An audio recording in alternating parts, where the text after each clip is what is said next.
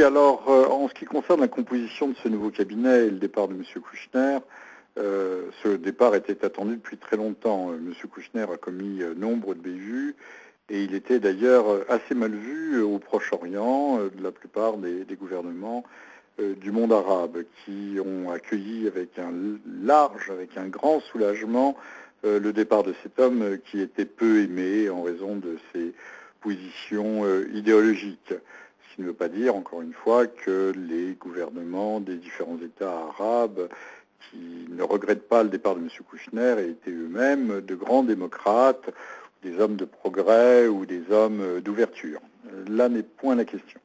En ce qui concerne donc une droitisation que je mets entre guillemets du gouvernement, oui, on a vu le centriste Morin, ministre de la Défense, partir. Il faut dire que M. Morin était très largement une potiche, qu'il parte et il est parti parce qu'il avait annoncé lui-même qu'il soutiendrait une candidature centriste, peut-être la sienne, sans doute celle de M. Bayrou, aux prochaines échéances présidentielles en 2012. Donc exit M. Morin et le centre, exit également notre ministre de l'écologie, qui a été très déçu puisqu'il s'attendait lui-même au poste de Premier ministre, c'est-à-dire à l'hôtel Matignon.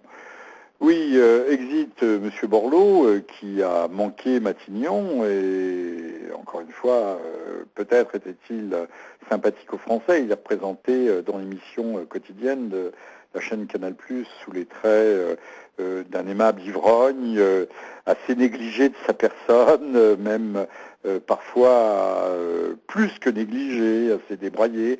Mais c'est un personnage, encore une fois, dans la représentation qui est assez truculent, mais qui n'est pas très éloigné, en tout cas, de l'image que M. Borloo pouvait donner de lui-même. C'était un choix un peu curieux. En tout cas, le personnage lui-même, comme le choix de M. Fillon, montre de la part de M. Sarkozy, si ce n'est de la frilosité, en tout cas un très grand manque d'imagination ou une absence de soutien de la part des hommes qui auraient pu peut-être renouveler son écurie, pardonnez-moi le terme, son écurie politique. En effet, ce remaniement, nous l'attendions depuis près de 6 mois, 5 mois, et nous avons le sentiment que c'est une montagne qui accouche d'une souris, selon l'expression consacrée.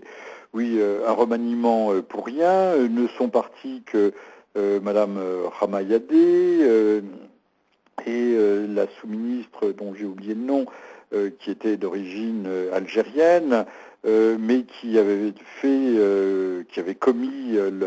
qui avait eu le grand tort de faire des déclarations qui étaient intempestives et qui allaient à l'encontre de la sacro-sainte discipline gouvernementale.